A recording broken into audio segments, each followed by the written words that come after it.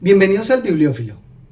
En esta oportunidad les traigo una novela bastante interesante, escrita por un gran filósofo de la Ilustración.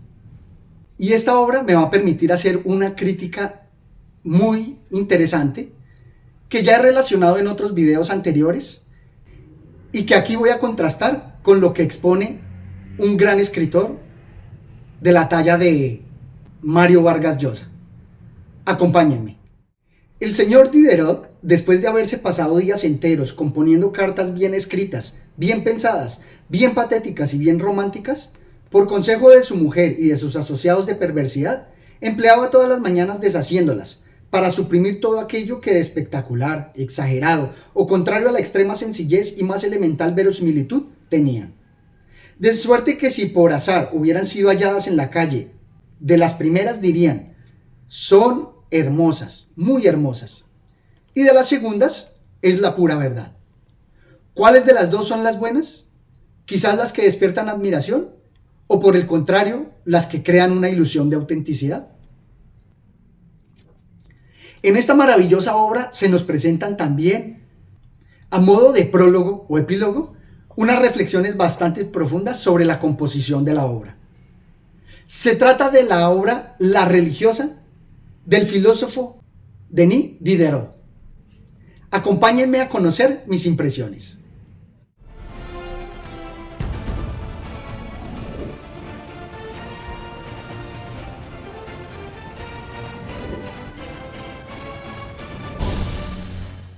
Esta obra me parece muy bien escrita y aquí no hago más que presentarles mis reflexiones que me llevaron de forma muy modesta, tengo que decirlo, a contradecir algo que expuso Mario Vargas Llosa.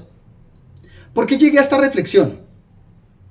Porque hace algunos años había leído La verdad de las mentiras de Mario Vargas Llosa, que me generó bastante recordación por lo que él expone allí, mostrando que las novelas deben jugar con las verdades y, a pesar de ser mentiras, revestirse de ellas para ofrecerse con esa verosimilitud.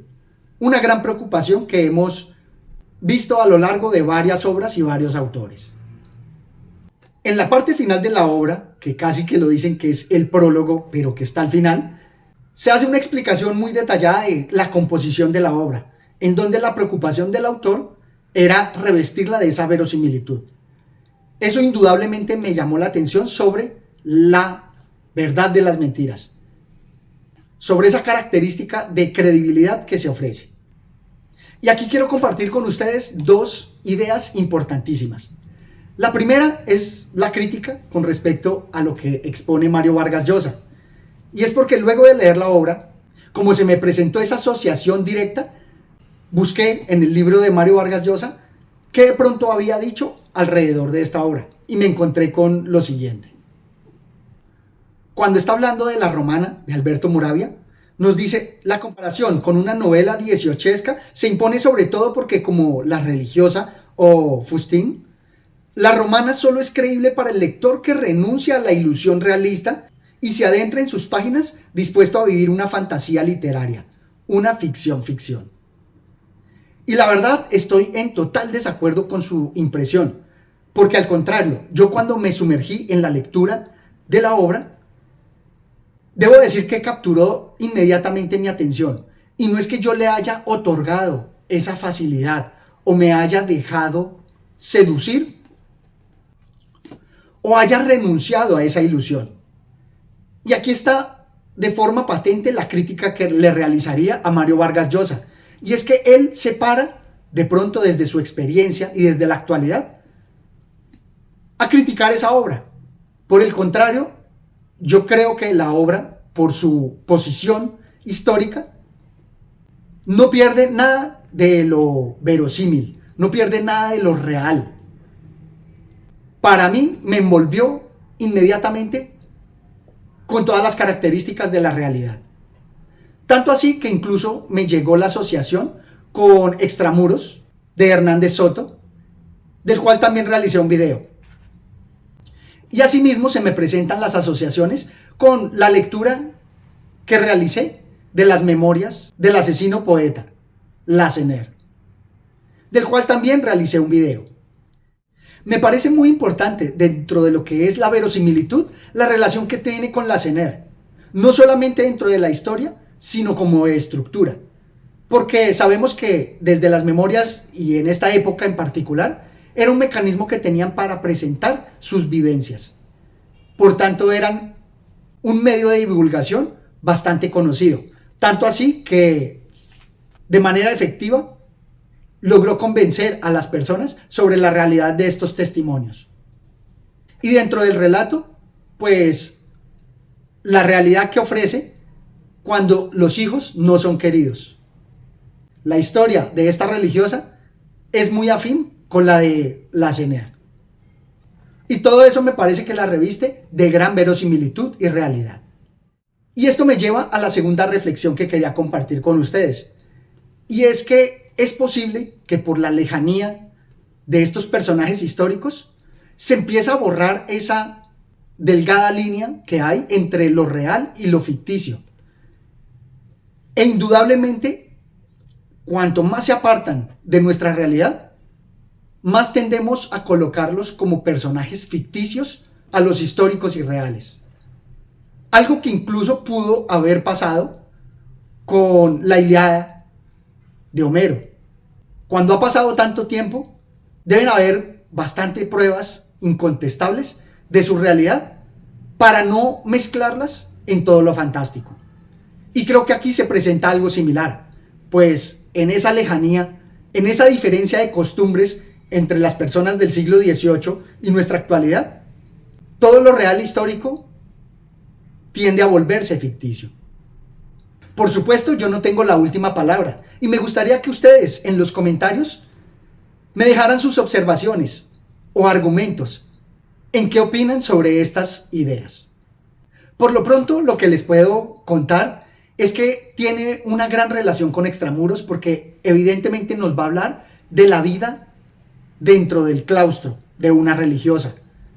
Pero es tan magnífico que el filósofo logra revestir esta historia con las críticas a la sociedad y sus ideas filosóficas sobre el poder de manera muy profunda.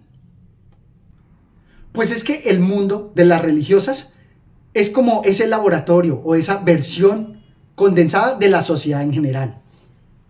Por eso el pensador del siglo de las luces nos dice lo siguiente: colocad un hombre en una selva, se volverá feroz. En un claustro donde la idea de necesidad se une a la de servidumbre, y será peor aún. De una selva se puede salir, de un claustro jamás. En la selva se es libre, en el claustro esclavo. Y a través de sus ideas vamos a ver todas las consideraciones filosóficas que ya desde Jean-Jacques Rousseau se nos presentaba, en donde el hombre es bueno y la sociedad es la que lo corrompe. Y a partir de allí desarrolla varios argumentos que fácilmente aplican a la sociedad en general, pero que me gustó mucho encontrarlos en esta comunidad, que en teoría debería gozar de algunas virtudes que la hicieran mejor que la sociedad en general, lo cual no ocurre. Por ejemplo, nos dice en cómo el manejo del poder entre los miembros de la comunidad se manifiesta. En todas las comunidades hay débiles mentales, incluso en gran número, que suelen creer lo que se les dice. Estas no se atrevían a pasar por delante de mi puerta. Y es muy interesante la información que nos presentan, no solamente como crítica a la sociedad, sino que en consonancia con lo que nos presentaban en Extramuros, algunas desviaciones o maldades de una comunidad religiosa donde no se espera. Por eso me parece que se presenta una crítica importantísima con respecto a la hipocresía, con respecto a las virtudes, en donde se exaltan pero no se practican, tal como él nos lo dice acá. Los hombres alaban mucho esta cualidad, hablándonos de la firmeza de esta mujer, pero prescinden gustosamente de ella en la que se proponen tomar por esposa. Y creo que así es la sociedad en general. Alabamos a algunos por sus cualidades, pero no estamos dispuestos a ni practicar esas virtudes, ni dejarnos acompañar por quienes las practican. Por eso me gustó esta otra frase que también se puede llevar hacia el ejercicio de la política. Tal como en varios videos, desde Galileo Galilei, muestro que la política y la religión están bastante unidos. Y aquí, estas mismas palabras aplicarían para los religiosos y los políticos.